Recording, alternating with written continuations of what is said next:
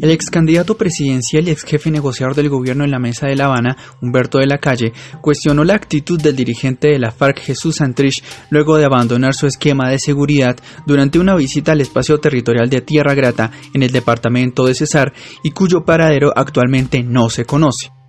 Si algo le ha hecho daño al proceso es la actitud del señor Santrich, incluso desde antes, desde ese desprecio permanente a las víctimas, pero en este caso hay unos hechos ya claros. En primer lugar, Naciones Unidas dice con toda razón que ya él está incumpliendo con las obligaciones de colaborar en el proceso de reincorporación.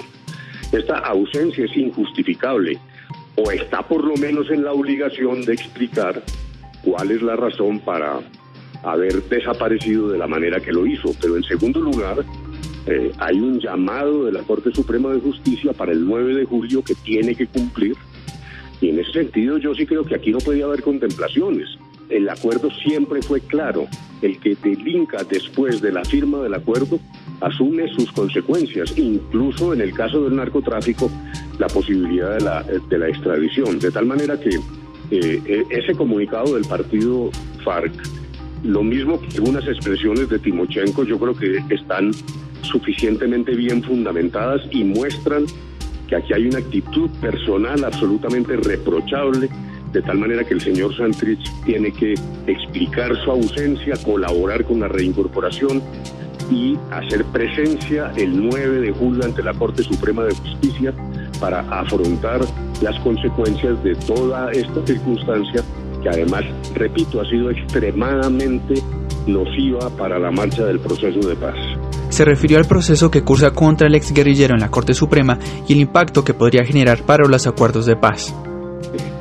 Para uno es muy difícil tomar la vocería de este señor. Me parece que no solo está en la obligación de hacer presencia inmediata, sino de explicar qué lo movió para actuar de esa manera. Y claro, sin duda esto genera no solo una insatisfacción e indignación entre millones de colombianos, sino también una duda muy seria.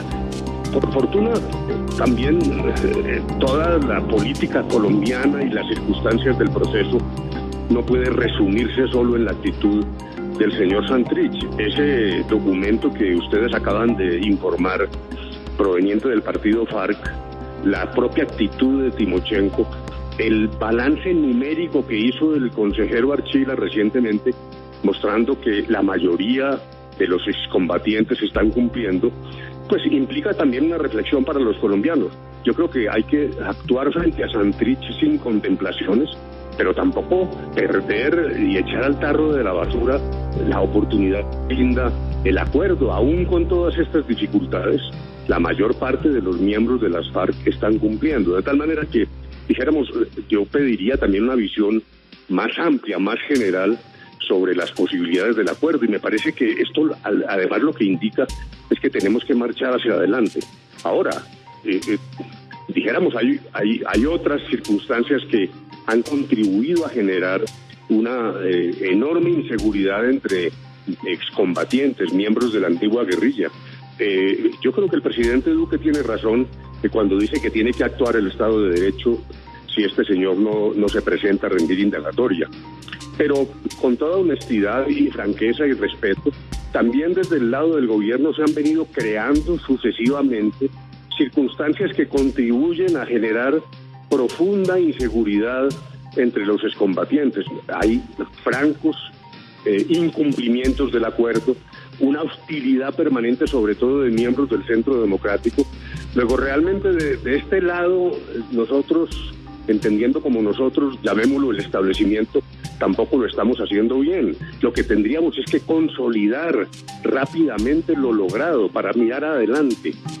Este país está marchando hacia atrás, reviviendo viejas discusiones, y me parece que eso también contribuye a esa calificación preocupante del embajador de Noruega que brindó allí a la W, a la que aludía Julio hace poco, y es calificar con 6 de 0 a 10 la marcha del proceso. Esto debe inducir una reflexión también de todos los colombianos.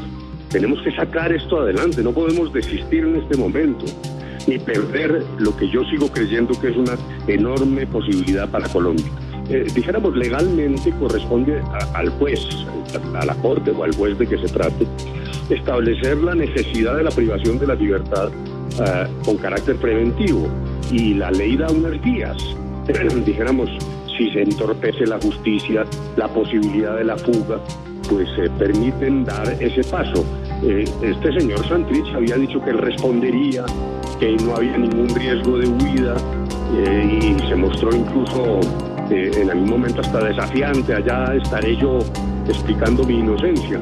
Probablemente eso condujo a la Corte a no tomar esa decisión, pero lo que estamos viendo, salvo que el señor Santrich de manera urgente nos explique qué fue lo que pasó y si hubo alguna fuerza mayor, yo francamente no lo creo, pero sí es el momento en que la Corte tiene que aplicar a plenitud las capacidades y las competencias que tiene, y en particular evitar la posibilidad de una fuga.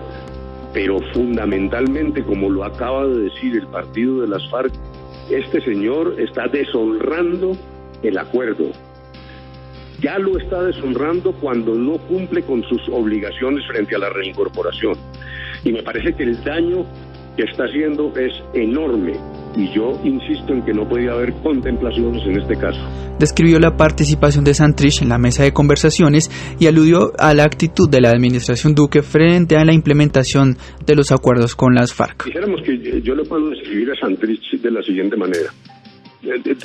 Era, dijéramos, quien introducía en la mesa elementos, dijéramos, de política, la visión política de las FARC, en un contexto, dijéramos, llamémoslo con aire intelectual, dijéramos un raciocinio que lo que buscaba era fundamentar las posturas de las FARC, pero simultáneamente era como el encargado de generar el mayor choque, muchas de las dificultades en la mesa, que siempre fue respetuosa, yo quiero ser claro en esto, pero probablemente Santrich era el que más utilizaba la sorna y en ocasiones incluso descalificaciones personales, pero realmente en la estructura de la mesa no llevaba la voz cantante, que la tenía naturalmente Iván Márquez.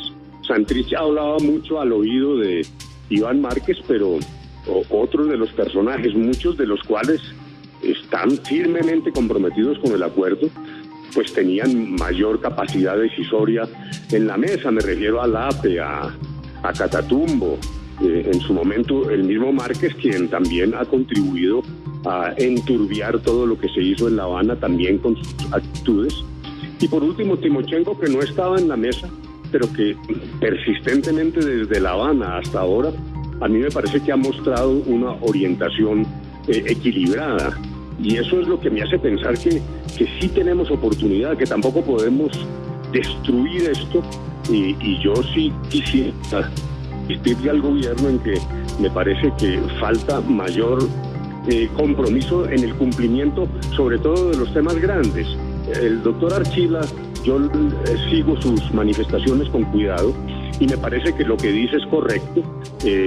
Creamos que hay un deseo ferviente del gobierno en el tema de la reincorporación, pero los temas legislativos, lo que tiene que ver con la reforma rural, con la reforma política, no están funcionando. Sí.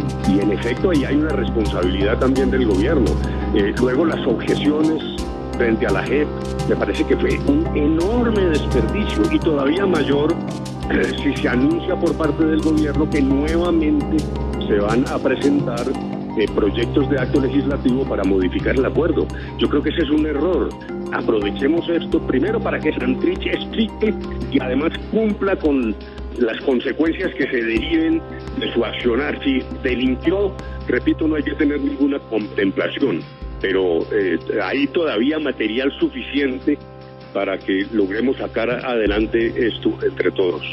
De la Calle también hizo referencia a las medidas de protección de los excombatientes de la extinta guerrilla y sobre las supuestas razones de seguridad de Santrich para salir del espacio territorial sin su esquema de seguridad y su posible huida hacia Venezuela. Entre otras cosas, fue el general Oscar Naranjo quien contribuyó a diseñar con las FARC un mecanismo robusto de protección porque era obvio que se sabía que había las posibilidades de venganzas, de atentados de esa naturaleza. Y yo creo que allí el Estado ha cumplido. Me parece que hay, dijéramos, una estructura de protección que es apta, que es suficiente. No obstante, yo creo que hay que ir más allá, porque me parece que ese mecanismo no solo se refería a escoltas y a carros blindados, sino también a una acción, una actitud activa frente al desmembrar organizaciones que existen y que tienen como propósito atentar contra el proceso, contra los excombatientes. Ahora lo estamos viendo contra los líderes sociales. No basta con decir quién es el autor material de un crimen. Yo sí creo que aquí todavía hay una tarea pendiente, que es la de desvertebrar organizaciones que ya no se puede negar que existen y que tienen carácter sistemático y que están atacando a personas por sus actividades políticas, por sus ideas y en este caso por su pasado. Pero la disculpa sí suena, si es esa, porque no lo sabemos.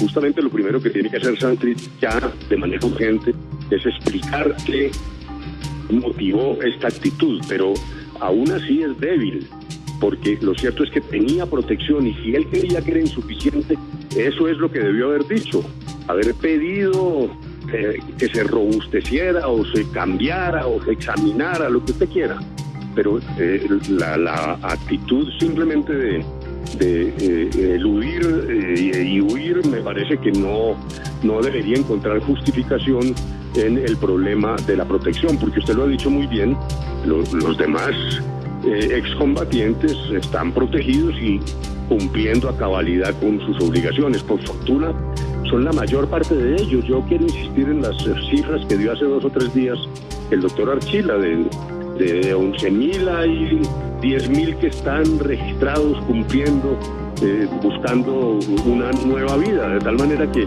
la masa crítica de lo que significaba un acuerdo de paz en Colombia está allí todavía vivo. Ahora, yo sí insisto en que miremos la otra cara, porque me parece que el Estado, en particular el gobierno, para que lo digamos con todas las letras, sí está fallando, generando unas condiciones de inseguridad frente a los excombatientes que fomenta este tipo de acciones. Incluso siempre supimos que habría disidencias. Eso suele ocurrir en este tipo de procesos. Pero es claro que si desde el gobierno lo que se dice es que se va a modificar unilateralmente el acuerdo, yo creo que eso contribuye sin duda a generar un marco extraordinariamente nocivo para la implementación del acuerdo.